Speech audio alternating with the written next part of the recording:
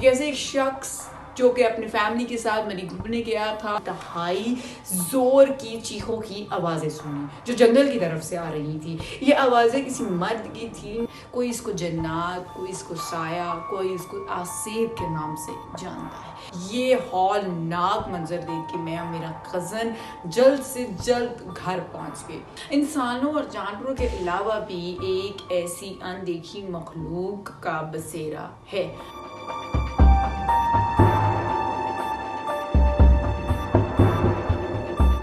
عقل و شعور رکھنے والا شخص اس بات سے اتفاق ضرور کرتا ہے کہ اس دنیا میں انسانوں اور جانوروں کے علاوہ بھی ایک ایسی اندیکھی مخلوق کا بسیرا ہے۔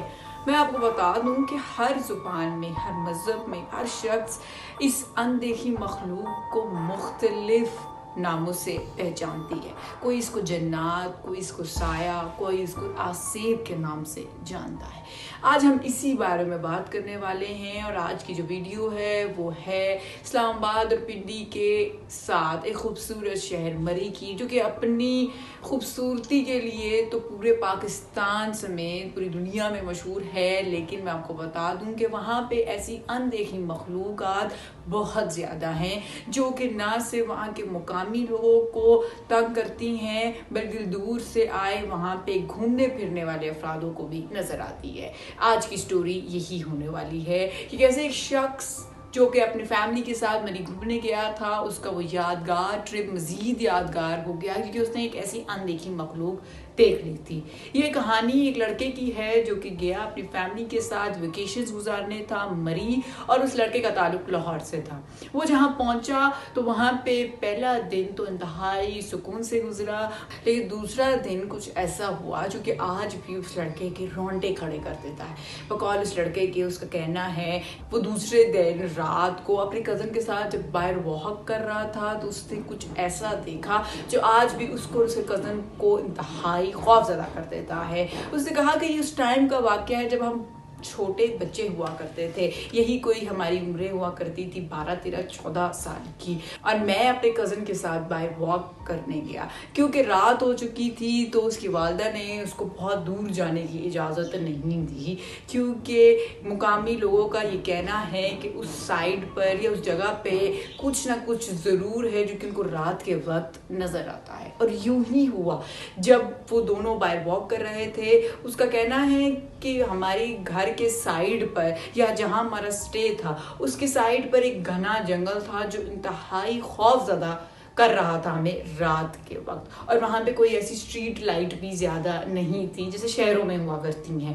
اور ہم دونوں واک کر رہے تھے، اور واک کرنے کی کوئی 10-15 منٹ بعد ہی ہم نے انتہائی زور کی چیخوں کی آوازیں سنی جو جنگل کی طرف سے آ رہی تھی۔ یہ آوازیں کسی مرد کی تھیں، اور ان آواز کو سننے کے بعد مجھے میرے کزن کو یوں محسوس ہوا جیسے کوئی شخص درد میں کرا رہا ہے۔ میرے کزن نے یہی سوچا کہ ہم اس شخص کی جا کی مدد کرتے ہیں جو کہ درد میں کرا رہا ہے، لیکن آہستہ آہستہ وہ آوازیں مزید اونچی ہوتی گئیں اور ہمارا خوف سے حال برا ہوتا گیا۔ اس لڑکے کا کہنا ہے کہ میں نے، میرے کزن نے دوڑ لگا دی۔ جب میں اور میرا کزن واپس گھر جا رہے تھے تو ہم نے گلی کے آخر میں ایک سایہ دیکھا جو کہ لگ تو شخص رہا تھا، لیکن جو وہ حرکتیں کر رہا تھا وہ ایک آدمی معلوم نہیں ہو رہا تھا۔ اس لڑکے کا کہنا ہے کہ جیسے ہی ہم قریب پہنچے تو ہم نے دیکھا کہ وہ ایک کتے یا بھیڑیا نما ایک جانور کو کچا چبا کر کھا رہا ہے۔ یہ ہولناک منظر دیکھ کے میں اور میرا کزن جلد سے جلد گھر پہنچ گئے۔ جب یہ واقعہ گھر والوں کو جا کے سنایا تو ان سب نے ہمیں ماننے سے انکار کر دیا سوائے ہمارے والد صاحب کے۔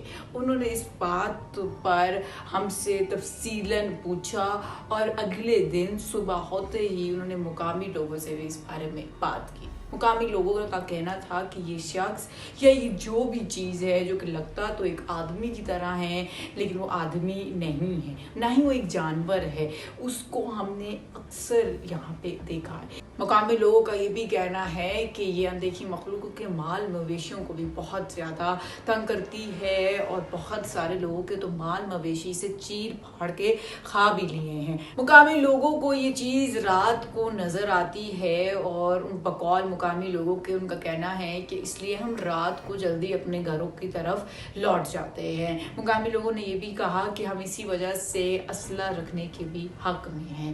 تو جی ناظرین، یہ کہانی تھی مری کی۔